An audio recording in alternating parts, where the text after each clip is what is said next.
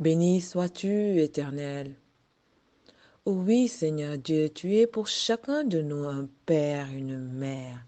Je te supplie maintenant de bénir les parents de la personne qui écoute ce message. Oui, Père, visite-les, donne-leur une nouvelle force qui les obligera à chanter ton nom tous les jours de leur vie, tellement que ta grâce qui repose sur eux leur fera du bien. Papa, je te dis merci déjà pour ce que tu fais pour eux. Béni sois-tu, Seigneur Jésus, toi le roi de tout l'univers. Il n'y a que toi pour laisser ton trône de gloire et venir passer 33 ans avec nous pour nous montrer le chemin, la vérité et la vie. Sois élevé. Béni sois-tu, Esprit du Dieu vivant. Viens encore nous enseigner ta parole. Que pourrions-nous devenir sans toi, sans ton aide et ton assistance? Merci à mes fidèles. Paix à toi, homme de Dieu. Paix à toi, femme de Dieu. Aujourd'hui, nous allons voir le psaume 1. L'Éternel aimait David parce qu'il chantait pour lui les psaumes qui calmaient son cœur, qui apaisaient son cœur de père. Alors le psaume 1, il dit, « Heureux l'homme qui ne suit pas le conseil des méchants. » Le méchant est celui qui ne fait pas le bien, celui qui habite dans le mal, celui qui n'est pas éclairé par la lumière de Dieu. Et il y en a plein des gens comme ça autour de nous. Nous devons faire attention, mes amis. Il n'y a rien de nouveau sous le soleil. Depuis la nuit des temps, notre Dieu cherche qui va écouter son conseil.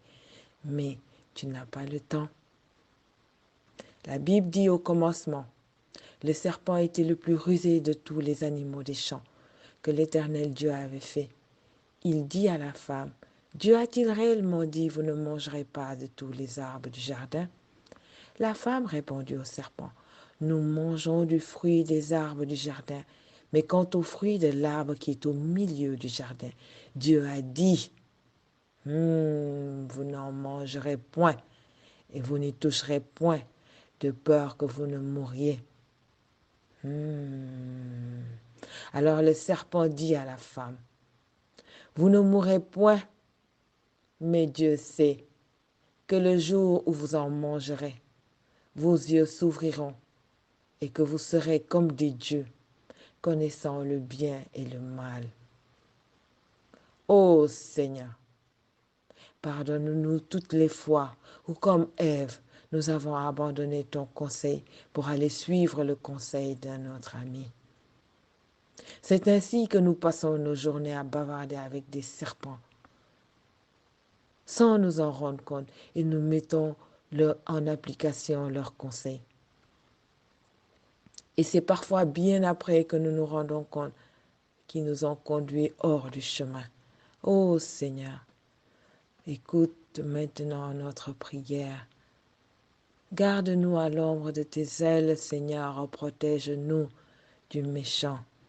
Égare ses pas au-devant de nous, Adonai. Où que tu sois, mon ami, qui que tu sois, que l'esprit de discernement te localise maintenant et t'aide à sélectionner avec qui tu parles.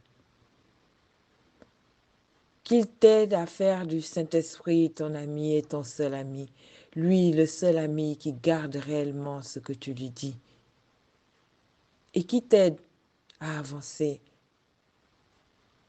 Ô Seigneur, regarde Ève, femme mariée, elle bavarde avec le serpent à l'aise.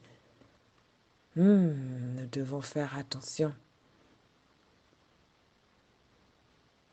Au début de ma conversion, je m'étais disputée un jour avec mon mari et on ne se parlait pas depuis un moment. Alors, un soir, il rentra, il avait un resto et il est rentré avec la recette. Dans sa fatigue, il a fait tomber l'enveloppe de la recette. Et comme j'étais dans la maison en train de prier pour chasser les esprits de rancune, oh, j'ai imploré la puissance de Dieu pour qu'il vienne à mon secours et que la paix revienne dans mon foyer. Quand je me promenais, j'ai vu l'enveloppe. Il était déjà couché. Je me suis dit, waouh, il n'a pas dû se rendre compte de cette enveloppe qui est tombée. Et je l'ai pris, je l'ai gardé dans mon armoire.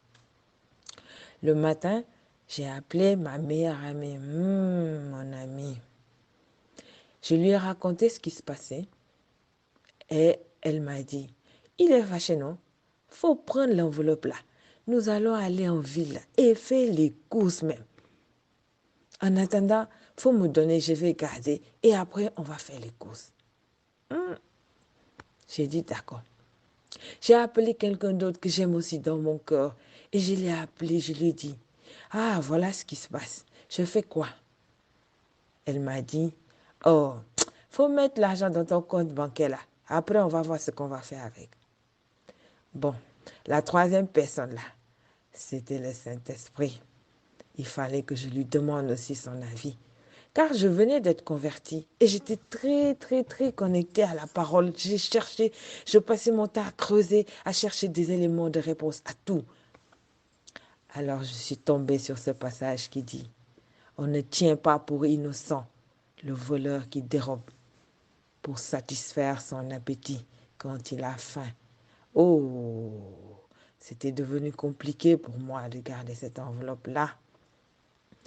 Alors, j'ai entendu mon mari qui discutait avec son associé pour lui dire, mais j'ai perdu l'enveloppe, la recette d'hier.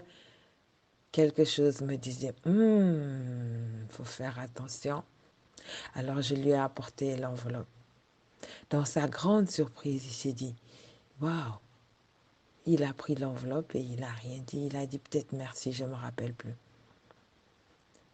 Mais après, le fait de lui avoir rendu l'enveloppe a ramené la paix dans mon foyer. J'étais tellement contente d'avoir été quelqu'un d'honnête pour une fois. J'étais heureuse, une paix a coulé dans mon cœur. Dieu m'a redonné la paix que je lui demandais. Mon ami, nous devons faire attention avec qui nous parlons. Et bien après, je crois 1 mois ou 2, le mari de soldat miracle m'a appelé. Il m'a dit, je t'appelle aujourd'hui parce que j'étais sur un projet et j'avais promis à Dieu que si il me donne de gagner ce projet, j'allais t'offrir 500 000. Et j'ai eu le marché. Donc voilà tes 500 000. Et dans l'enveloppe qui était tombée, il y avait 500 000. Une façon pour Dieu de me dire, tu n'as pas besoin de voler. Si tu as besoin d'argent, demande-moi, moi qui suis le propriétaire de l'or et de l'argent. Mon ami, nous devons faire attention à ce que nous faisons.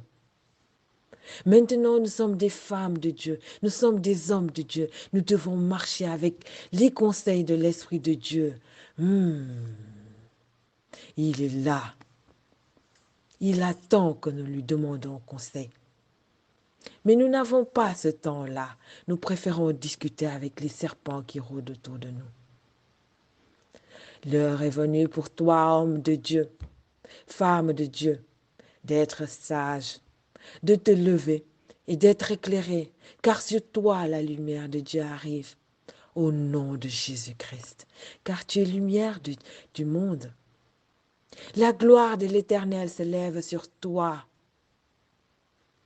car voici les ténèbres couvrent la terre et l'obscurité les peuples. Les ténèbres représentent les difficultés, les problèmes qui nous perturbent.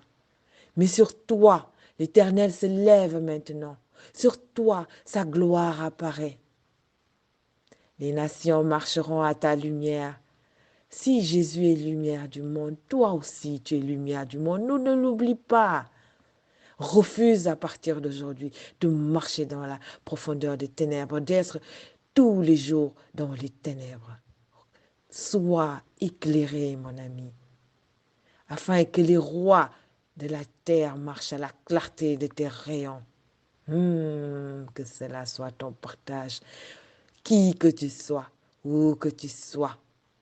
Du haut de son trône, notre Dieu te donne d'être un homme connecté à lui comme l'a été Joseph sur cette terre. Et toi, femme, d'être une femme silencieuse comme Marie.